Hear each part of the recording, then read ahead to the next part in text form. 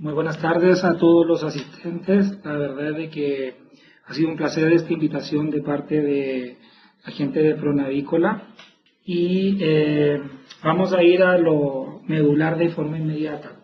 Bueno, nuestra ponedora Lohmann, como ustedes saben, se caracteriza por varias cosas bastante positivas, su persistencia, su tamaño de huevo, y para lograr estos objetivos necesitamos cumplir con varios puntos. Y en esta charla vamos a hablar principalmente de lo que tiene que ver con el manejo general de levante y producción, los manejos inicial a la recepción de la pollita, el peso corporal y la uniformidad como un punto crítico, tratamiento de pico, las bases nutricionales, programa de luz y el inicio de producción más o menos hasta las 30 semanas. En el levante y producción obviamente tenemos objetivos que son el principal al desempeño, como consumo, el peso, uniformidad, el número de huevos y la mortalidad. Eso es lo que nosotros queremos y tenemos números en cada uno de ellos. Y vamos a tener ciertos puntos críticos dependiendo del periodo o de la etapa productiva a la edad del ave. Estos son de vital importancia conocer cuáles son nuestros objetivos en cada una de estas etapas para saber cuáles son los puntos críticos en cada una de ellas. Por ejemplo, en tema de levante, ya sea cría o recría, es una etapa de alta importancia. En esta fase lo que hacemos es desarrollar la futura gallina ponedora. Es aquí donde damos la conformación de lo que va a ser nuestro número de huevo, nuestro tamaño de ave, y necesitamos hacer los manejos adecuados según la edad para favorecer principalmente lo que es el crecimiento, hacer una conformación de gallina. Por ende, nuestro objetivo es formar un ave que esté preparada para un buen inicio de producción, que garantice un excelente rendimiento productivo y con ello tener o conseguir los resultados económicos que esperamos, porque no podemos olvidar que estamos dentro de un negocio. Dentro de lo que es la etapa de levante tenemos algunas etapas críticas, como por ejemplo la recepción. A la llegada de la pollita, lo que debemos buscar es el confort pleno de esta pollita. Y para ello tenemos que preocuparnos de varios puntos. Por ejemplo, la temperatura ambiental. Para poder lograr una buena temperatura ambiental, obviamente va de la mano con la infraestructura y también con los equipos que tenemos para generar esta temperatura. A la vez hay equipos que proporcionan otro tipo de ayuda, como por ejemplo la entrega de agua y alimento. Por ende, también el agua y alimento es otro punto a preocupar. Para poder realizar todo esto necesitamos personal adecuado, capacitado y en la cantidad correspondiente, porque no debemos olvidar que la pollita debe lograr su temperatura corporal ideal en la menor cantidad de horas. Y obviamente todo eso también ha ayudado a una densidad correspondiente. Dentro de esta etapa de recepción, las primeras 24 horas son vitales. Lo que nosotros hacemos en las primeras 24 horas marca el desempeño de los primeros 7 días y también a futuro de la pollita. Y dentro de ello, tenemos que preocuparnos principalmente de las primeras horas para lograr los 40-41 grados de temperatura corporal que debe tener esta pollita. ¿Por qué? Porque buscamos principalmente que los órganos comiencen a desarrollarse de buena forma y mantener una buena reabsorción de lo que es saco vitelino. Aquí esta gráfica, no sé si ustedes la ven muy bien, pero hablamos de esos primeros 7 días, donde buscamos el desarrollo de la pollita, y no debemos olvidar que en estos primeros 7 días, ¿por qué la temperatura es tan importante? Porque hay un paso de oikilodermo a homodermo de las pollitas. Las pollitas no regulan su temperatura los primeros días y ellas se tienen que acostumbrar a este proceso, por lo tanto debemos darle la temperatura que necesitan. Buscamos la absorción del saco vitelino, pero también necesitamos el desarrollo de la parte cardiovascular, de la parte digestiva, inmunológica y esquelética. Y como conversaba esta mañana con algunos clientes de acá de Colombia, nosotros necesitamos desarrollar la parte digestiva y ella va muy de la mano con la parte inmunológica. Si no hacemos que las pollitas coman, no vamos a tener buen desarrollo de vellosidades, vamos a tener mala absorción y no podemos esperar los resultados de peso y uniformidad que deseamos a futuro. Entonces, la temperatura ambiental y corporal. Necesitamos lamentablemente de calefacción externa los primeros días. Lamentablemente porque significa un gasto en gas, en petróleo, cualquier combustible y también de equipo necesario. No olvidar que pasamos de poiquilotérmicos a homotérmicos. La temperatura ambiental es requerida principalmente para la temperatura corporal, no es la infraestructura, son las pollitas las que nos importan.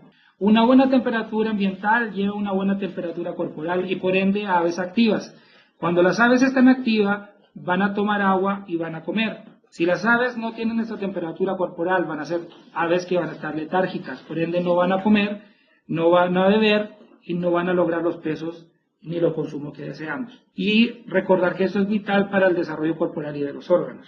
Aquí hay una gráfica que habla sobre la temperatura deseada a las diferentes edades de las aves. Y tenemos desde el primer día hasta el séptimo día y las primeras 5 semanas. Si bien la temperatura ambiental que menciona esta tabla es de gran importancia, lo más importante desde mi punto de vista es el asterisco que está abajo, la temperatura corporal óptima. Toda esta temperatura que se pide ambiental es para lograr estos 40-41 grados en la pollita. En realidad, eso es el objetivo de esta etapa. Bien, al ver la temperatura ambiental, no debemos olvidar que vamos a tener que ver nuestra infraestructura y nuestro equipo necesario de acuerdo al sistema productivo que tengamos. No todas las instalaciones son iguales. No todos los países de Latinoamérica crían y recrían o realizan producción de la misma forma. Aquí en la imagen podemos ver cómo hay galpones que son verticales, piramidales, abiertos, libres de jaula, aviarios, etcétera. Entonces, tenemos que recordar que tenemos países diferentes con temperaturas diferentes, sistemas productivos diferentes, por lo tanto, la gráfica de temperatura anterior es la recomendación en todos los ambientes, pero en realidad lo que debemos buscar en cada uno de estos ambientes y en cada uno de los países es la temperatura corporal de la pollita a las primeras horas. Tener una calefacción eficiente, ¿cierto?, requiere de algunos detalles. Estos detalles principalmente tienen que ver con ¿qué? Primero, reducir el área a calentar. Entre menor espacio tengamos que calentar, más eficiente vamos a poder ser con lograr las temperaturas deseadas. Para ello, por ejemplo, el uso de cortinas laterales internas, por ejemplo, sistemas de jaula o hacer tipo búnker. Reforzar áreas con contacto exterior, o sea, disminuir el intercambio de temperatura entre el exterior y el interior. Para eso es bueno la doble cortina o generar un pasillo antes de llegar a las pollitas. Se pueden utilizar forros, cortinas. Lo que debemos evitar es pérdidas de calor por falla de infraestructura. Por ejemplo, en las imágenes ustedes pueden ver ahí cortinas rotas, orificios, bordes mal sellados, etc. O espacios muy grandes como la primera imagen. ¿Qué buscamos? Buscamos disminuir las brechas entre la máxima y mínima. En la gráfica que ustedes están viendo tenemos un galpón, esta es una gráfica real de una recepción acompañada, donde tenemos que temperaturas de noche de 17 grados y temperaturas de día que llegaron a los 40 grados, pero el promedio fue de 32 grados más o menos. Estas diferencias, estas altas y bajas no las queremos idealmente temperaturas parejas.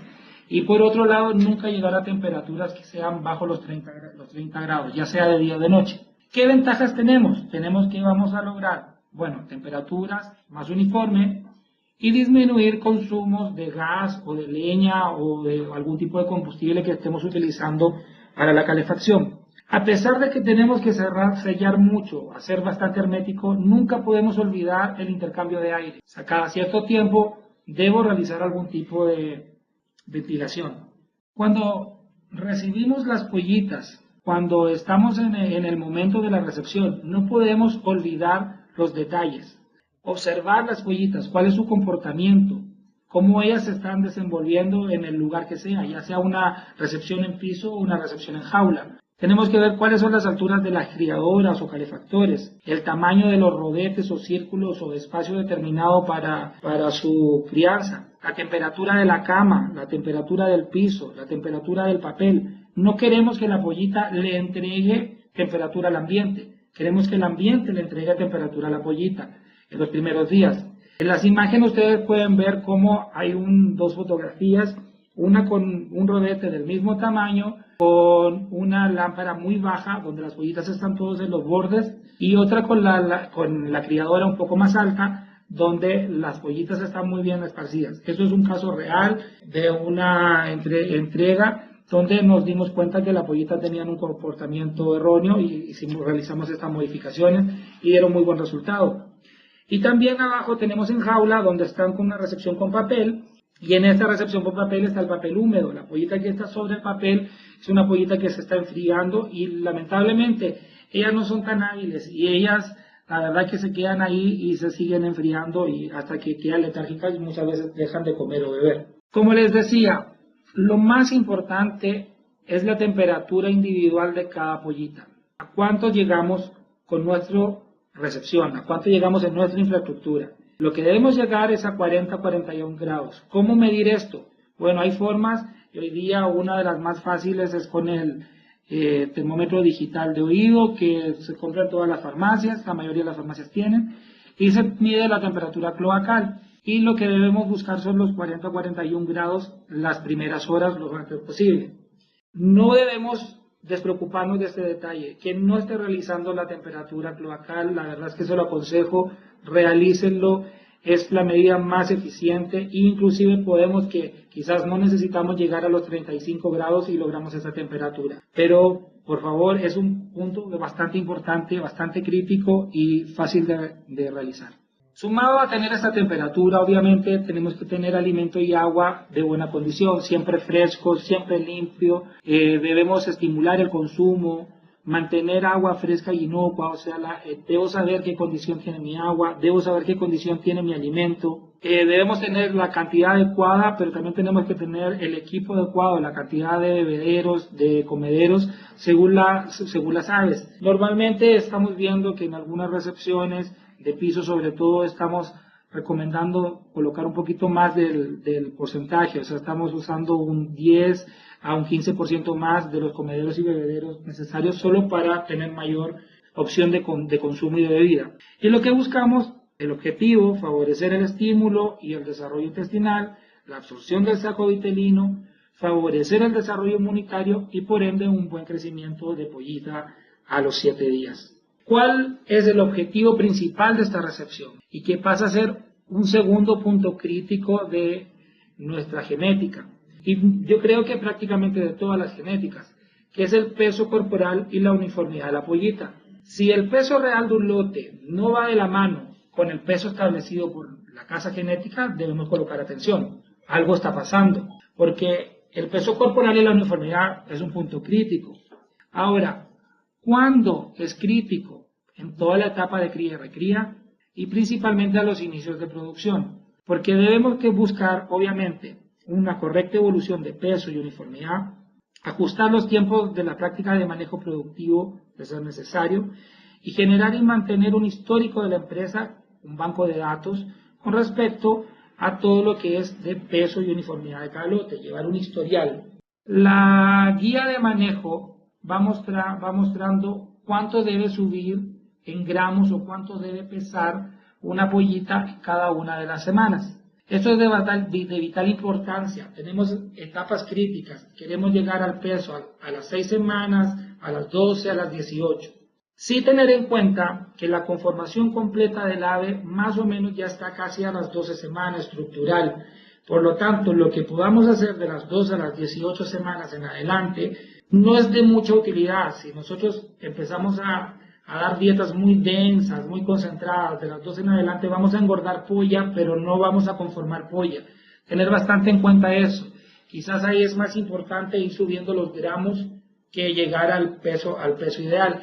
Y obviamente vamos a tener un retraso en el inicio porque necesitamos llegar, por lo menos en nuestra línea, a los 1450 gramos para el inicio de postura. Aquí en esta gráfica vamos viendo la ganancia de peso porcentual. O sea, cuánto porcentualmente va ganando de peso cada semana. Vemos que de la primera a la 9ª semana es cuando la pollita, la 8ª, 9ª semana es cuando la pollita gana más peso, o cuando sube más de peso. Después de las 10, 11 semanas en adelante ya el crecimiento en relación porcentual es mucho más bajo, es un peso más lento.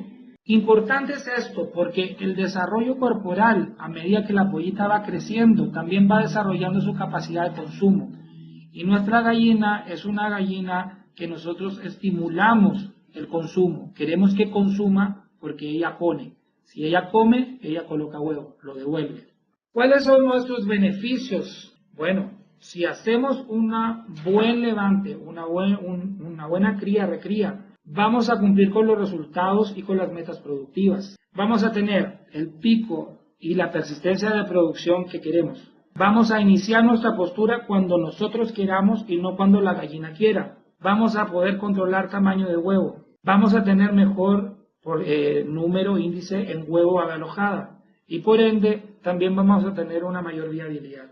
Tenemos que tener cuidado. No podemos encontrar el tipo de ave que ustedes están viendo tanto en cría como en producción. Estas son aves de las mismas edades y la verdad que la fotografía de las gallinas blancas no se ve tan claro, pero sí hay una diferencia de tamaño y de peso.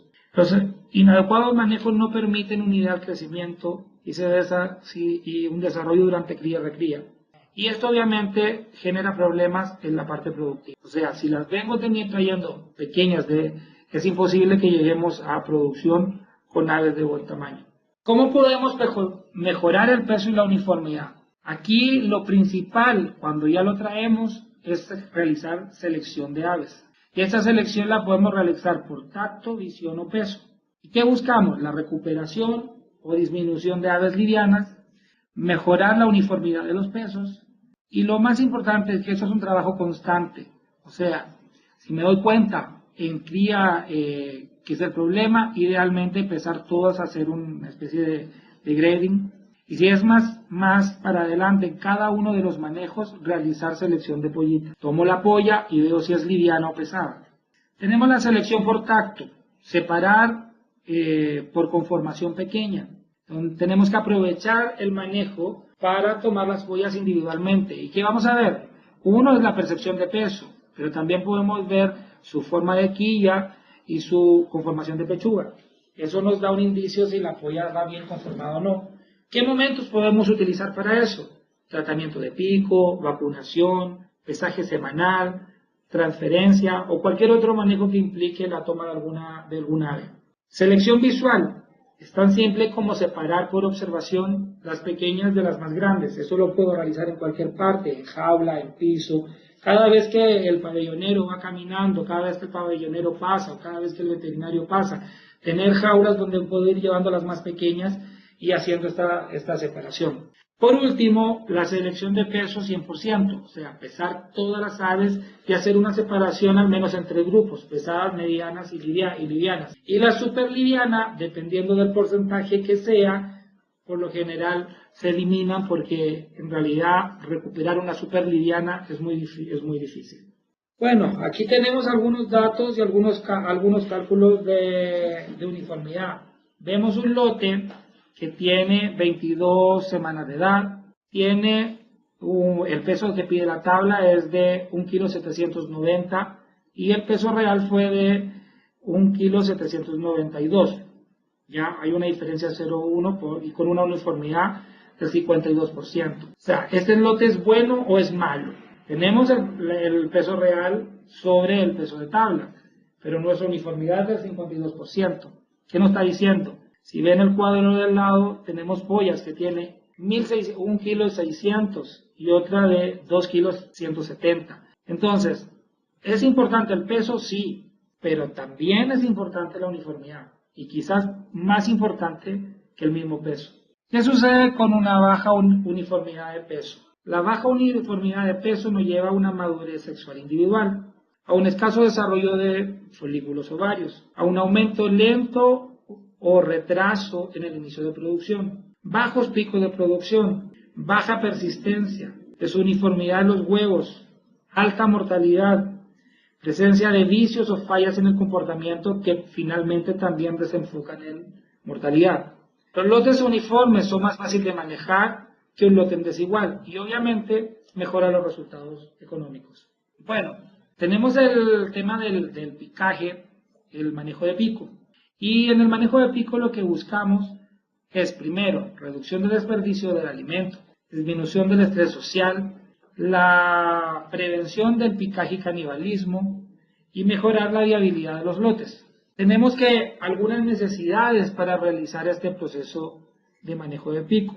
Primero, cuidados en la ejecución del procedimiento. Esos cuidados van desde antes y después. Por ejemplo, preparar al ave, usar algún anticoagulante, que las aves tengan un alimento que estimule su consumo posterior, etcétera. Que la temperatura a la cual realice el despique no sea el momento más alto, idealmente hacer despique de tarde o de madrugada. Debo realizarlo con personal capacitado y entrenado, no puedo enviar a cualquiera a hacer un despique. Verificar la ración, tanto en volumen, conformación y aspecto.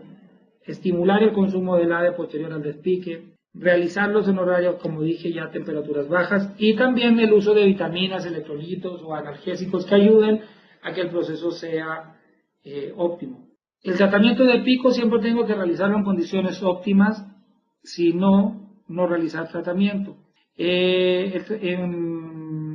El ave tiene que tener una condición sanitaria buena y no debe estar enferma para el tratamiento. Se dice que cuando la temperatura es ideal, cuando la luz es ideal, cuando el ave está en el mejor confort, no debiera realizar tratamiento de pico. Pero sin embargo, en América Latina nos encontramos con alto número de galpones abiertos, exposición a variaciones climáticas, tanto en temperatura, humedad o luz, países con temperatura muy elevadas, baja presencia de ventilación o sistema de control ambiental, alta intensidad de luz natural y alta densidad de aves en jaula. Por lo tanto, para nosotros en Latinoamérica, el tratamiento de pico hoy es un manejo necesario aún. Existen diferentes técnicas para el tratamiento de pico. Por ejemplo, hay un tratamiento que se realiza en 2 etapas. Una primera etapa de 6 a 10 días y una segunda etapa de a los 63 y 70 días con corte recto. También se puede utilizar el tratamiento de un solo tratamiento con la Novatech en incubación, que es un corte con infrarrojo. Existe otro tratamiento de pico que es un tratamiento único que utiliza principalmente en la zona de Colombia, que es a la 4ª, 5ª semana, que es ya cuando vimos, ¿cierto?, en la tabla de porcentaje de aumento de peso, que ya comienza a bajar un poco el tema de aumento de peso y es una semana no tan crítica para poder realizar el manejo. Otro tratamiento de pico es a los 7 u 8 días con un corte que no es recto, sino que es, digámoslo así, en bisel, que se ha probado principalmente en blancas en la zona de Brasil. Lo que sí debemos cuidar, independiente del tipo de tratamiento que realicemos, la edad que lo realicemos, debemos preocuparnos que este tratamiento no sea excesivo, o sea, no cortar demasiado, que se realice de la forma correcta. Si vamos a utilizar cuchillas, que esas cuchillas que estén con buen filo y que tengan la temperatura correcta, como 600 grados Celsius, y tener un pirómetro para medirlas. Y también preocuparnos con respecto al tiempo de cauterización de este pico, porque el exceso de cauterización lleva a futuras deformaciones. Buenas tardes. ¿Están viendo la diapositiva actual que tiene como título Tendencias Mundial?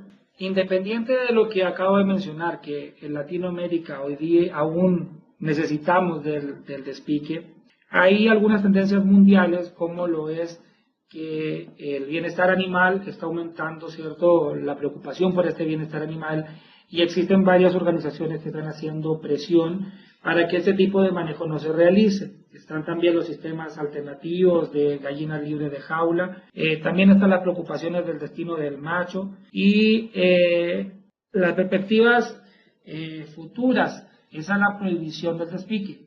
Un ejemplo hoy día es que Alemania ya prohibió completamente el despique y así irán varios países que se van sumando a esta tendencia. Preocupado de ello, nuestra genética hoy día está trabajando en la evaluación de pico para que tener gallinas que generen menos agresión. ¿Cómo lo realiza? Principalmente haciendo mediciones, ¿cierto?, y haciendo evaluaciones de la conformación del pico. Se piensa que picos más cortos mejoran la conversión porque genera menos desperdicio de alimento. Se busca también que exista poca diferencia entre la parte superior e inferior del pico, porque eso reduce las posibles lesiones o agresiones. Para ello, se hacen pruebas de campo donde se está alojando en jaula con alta intensidad de luz y sin despique, y se van evaluando las aves, tanto las que agreden como las que no agreden, independiente del tamaño de la medición estético que ya se están viendo.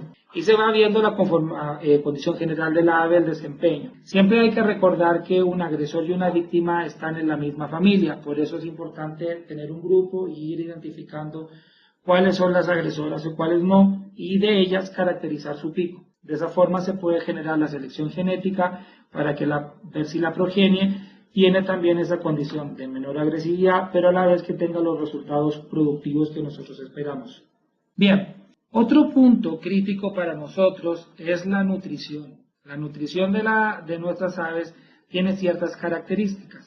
Primero, y nuestra mayor recomendación, es poner atención a las sugerencias y a los niveles nutricionales recomendados para cría, recría y producción que puedes encontrar en nuestras tablas de manejo. Estas tablas de manejo están en las páginas web y también está en una aplicación de teléfono celular que la pueden descargar perfectamente, ya sea para Android o para iPhone. No debemos utilizar sugerencias nutricionales de otras genéticas. Esto es un punto bastante importante y a nivel de Latinoamérica hemos visto que muchas aves Lohmann están siendo alimentadas con dietas de otras líneas genéticas. Lamentablemente eso no nos ayuda y no ayuda a los resultados productivos de nuestra línea genética. Nuestra nutrición sugiere más fibra y baja densidad. Por lo tanto, dietas demasiado energéticas, demasiado proteicas y con baja fibra no dan buenos resultados en nuestras gallinas. Siempre debemos buscar una buena estructura y una dieta que sea homogénea, porque lo que buscamos es el desarrollo de la molleja y con una granulometría no pequeña, no necesitamos polvo. Esto nos ayuda a un buen desarrollo del sistema digestivo y permite que la digestión sea saludable y por ende tengamos una buena absorción y esto ayude al desarrollo del ave. Permite a la vez una buena nutrición, que los periodos de estrés como inicio de postura o altas temperaturas se mantenga un buen consumo. Debemos evitar obviamente los alimentos muy finos y, como ya lo dije, de alta densidad.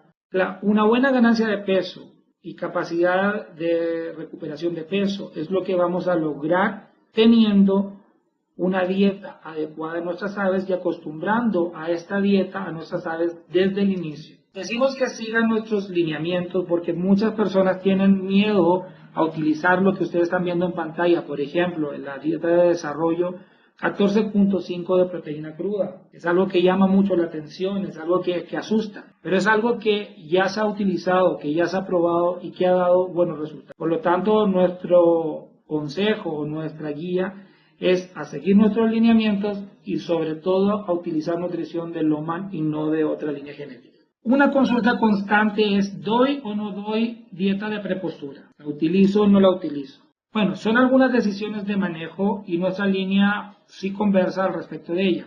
Sí tenemos que tener claro algunos puntos, como por ejemplo, que es una dieta de tránsito, que nos ayuda a favorecer el cambio a la primera dieta o postura 1, mejorando los niveles de calcio y la densidad de nutrientes. Esto ayuda a evitar un bajo consumo, o sea, al hacer un cambio muy brusco, o sea, es una dieta de paso. Nos ayuda a que el ave se vaya acostumbrando a esta cantidad mayor de calcio y con ello mantener el buen consumo, que hoy día es lo que buscamos en nuestra gallina, tener buen consumo. Debe ser utilizada durante un corto periodo de tiempo, 10 días aproximadamente, pero lo más importante que no pase de 1 kilo de alimento por ave. Niveles suficientes para que el ave inicie su producción, por ejemplo, deben ir en esta dieta, como por ejemplo de un 2 a un 2.5% de calcio como dieta prepostura. Siempre tener cuidado con la logística por su tiempo de uso, o sea, estamos hablando 10 días hasta 1 kilo, o sea, cuando pido el alimento, tratar de pedir lo que va a consumir en esos 10 días, y si por alguna razón lo come 7, bueno, prefiero quedarme con 7 en vez de 14. Puntos importantes dentro de lo que es la alimentación de nuestras aves es no realizar restricción de alimento. Por ello que nuestras dietas son menos densas, son dietas que pueden ser más voluminosas porque van a ser a la vez más económicas y mantienen a la ave más tiempo comiendo.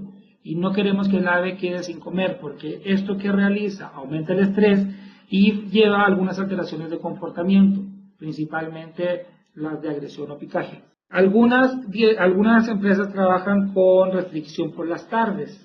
En este caso es más recomendable realizar una doble dieta, realizar una dieta de mañana y una dieta de tarde, y de esa forma no tener esta restricción. Así mantenemos siempre el consumo y hacemos el ahorro económico que se requiere. Es importante siempre trabajar con dietas de menos densidad en nuestras aves. Debemos estimular y promover que las aves tengan el mejor consumo diario y siempre suplir las necesidades diarias que el ave tiene. ¿Esto a qué lleva? A que nuestra dieta sea ajustada bajo consumo y recomendación de la línea genética. No debo obligar a que la ave me coma 100 gramos, sino que si come 105, debo otorgarle los requerimientos de acuerdo a los 105 de consumo. Además de la conformación de la dieta, además de esta densidad y lo que hemos ido conversando, es importante preocuparse también en la granja, en el manejo, cómo distribuimos esta dieta. Muchas veces nuestras canoas están en mal estado, cuando pasamos un carro no lo hacemos de buena forma, el pabellonero no está con el ánimo hoy día, entonces repartió el alimento súper rápido y a la última hilera no le llegó comida, entonces debemos tener una muy buena distribución del alimento. Sumado con la distribución, debemos tener una buena calidad de alimento, que la podemos evaluar en laboratorio, comprándola al mejor proveedor, etc. Pero la calidad del alimento no solamente se ve en la que llevamos, sino que en la que vamos a entregar. Y para eso también nuestras canoas deben estar en condiciones, no deben tener perforaciones, evitar el ingreso de algunas plagas, no tener moscas, etcétera, que todo eso va a disminuir y va a perjudicar la calidad de nuestro alimento.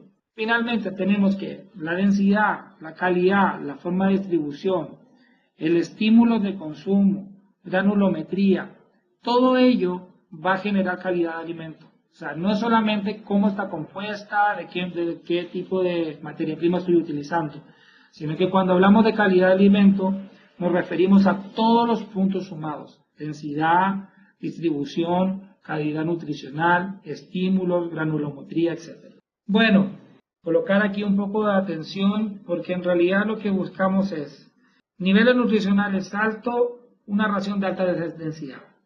¿Queremos para nuestra gallina loma eso? No. Nosotros no queremos una nutrición de alta densidad. No queremos excesos de peso al final de la recría. No queremos exceso de gordura abdominal. No queremos bajas de consumo. No queremos tamaños de huevo al inicio de postura mayores a los que ya nuestra línea genética tiene.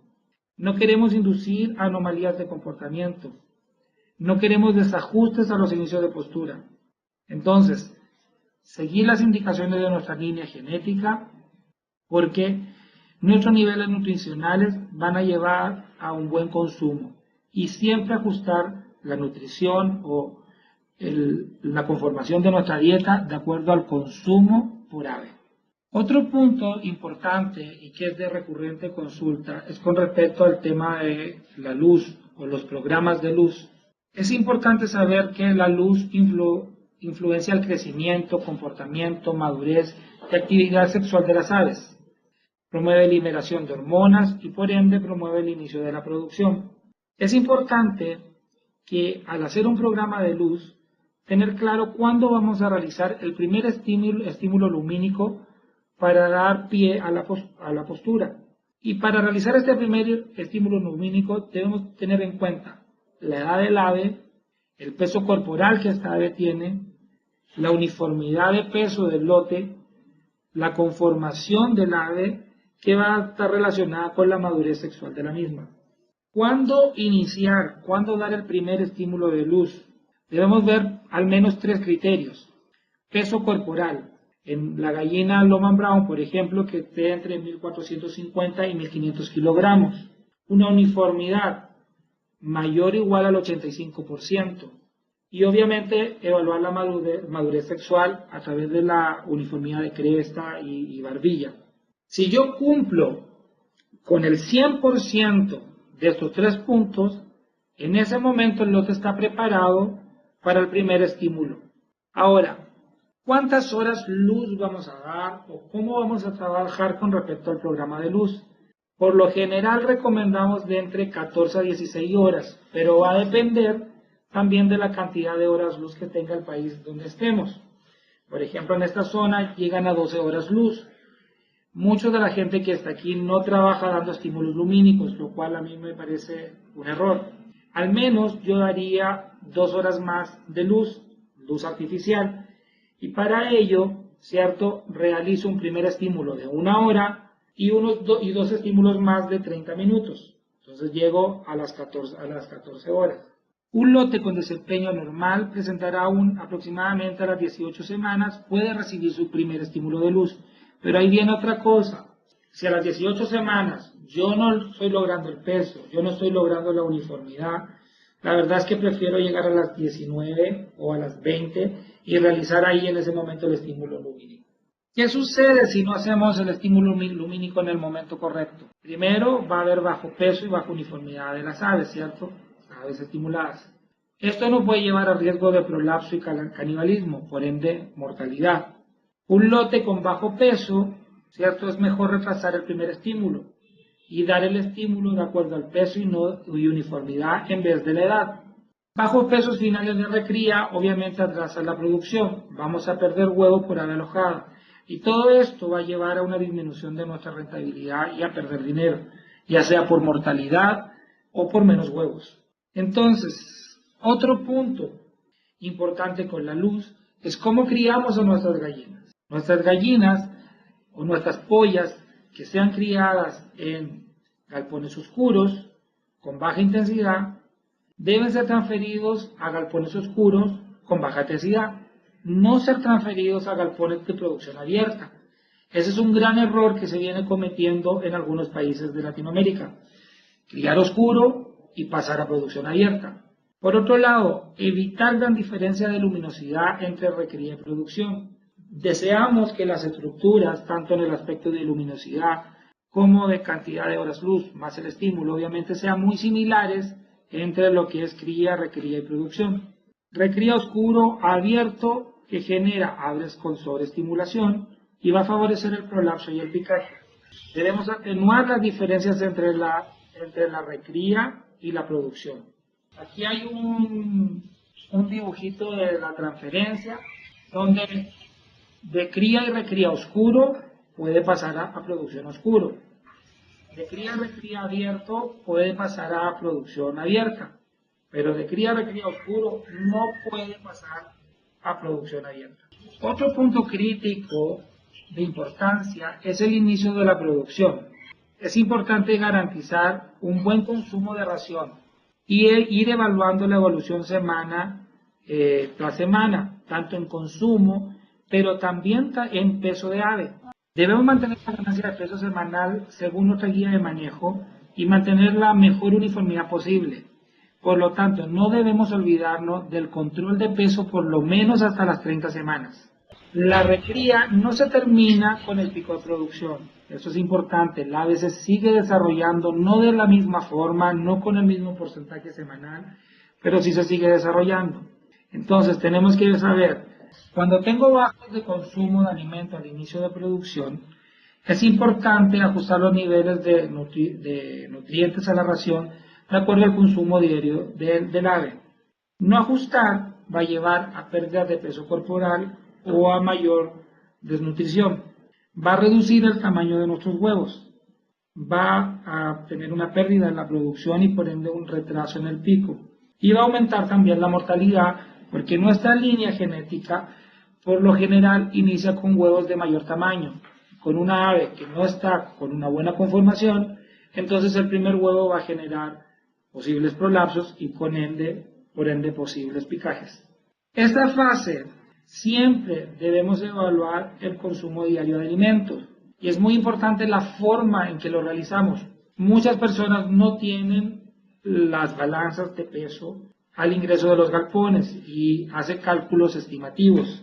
Si voy a hacer cálculos estimativos, que ellos sean lo más preciso posible. Siempre realizar los ajustes nutricionales de acuerdo al consumo y de acuerdo a la producción. Debemos realizar muestreo de peso de las aves. Debemos saber cómo nuestras aves van evolucionando entre las 19 y las 30 semanas. Debemos realizar muestreo de peso de los huevos. El huevo, si bien queremos un buen tamaño, el tamaño debe estar de acorde al esperado por la línea genética a la edad correspondiente.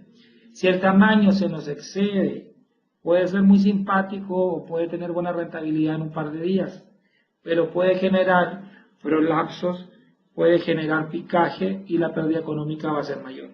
Bien, todo lo conversado hasta ahora y todo lo que hemos visto tiene un objetivo final, ¿cierto? El peso y la uniformidad corporal va a llevar, ¿cierto?, a una madurez sexual, y cuidar del peso y la uniformidad vamos a tener una madurez sexual uniforme. Si tenemos una madurez sexual uniforme con los pesos correspondientes, vamos a tener los picos en el momento correspondiente y la persistencia de producción en las semanas que queremos. Y esto va a llevar, por ende, al huevo ave y huevo vendible por ave alojada un índice deseado, ya sea de tabla o superior, como lo hemos visto en varios lotes. Y con ello tener el retorno económico que queremos, porque no podemos perder el objetivo, que esto es el negocio de venta de huevos. Como conclusión, y es hacia donde queremos enfocar esta presentación, nuestra línea genética tiene puntos críticos de manejo y ellos están bien claros. La recepción, el inicio de nuestra ponedora, cuando llega a nuestras granjas, cuando alojamos, es un punto crítico sobre todo los primeros 7 días. Luego, el peso corporal y uniformidad durante todo el periodo de cría, recría, inicio de producción por lo menos hasta las 30 semanas. Todos los cuidados de tratamiento de pico y realización de ellos dependiendo del sistema productivo que se maneje. Nuestra nutrición, no olvidar, de baja densidad con altos niveles de fibra y ajustada a nuestros requerimientos nutricionales. Por favor, no dar dietas de otra línea genética a nuestra gallina. Programas de luz de acorde a su lugar, su ubicación geográfica, pero siempre con un estímulo lumínico ideal de 2 horas como mínimo, haciendo este estímulo de 1 hora y después 30 minutos y 30 minutos. Pero sobre todo, si crío oscuro, produzco oscuro. Si crío abierto, produzco abierto. Y no pasar de crianza o levante oscuro a un galpón abierto. Esa intensidad lumínica, ese estímulo lumínico va a generar alteraciones de comportamiento.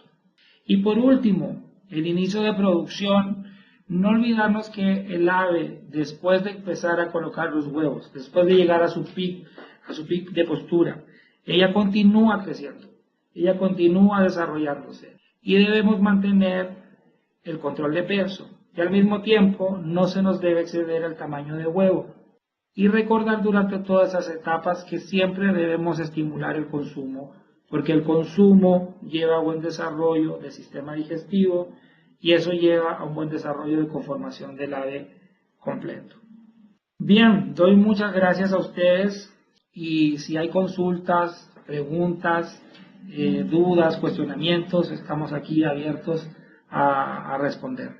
Muchas gracias.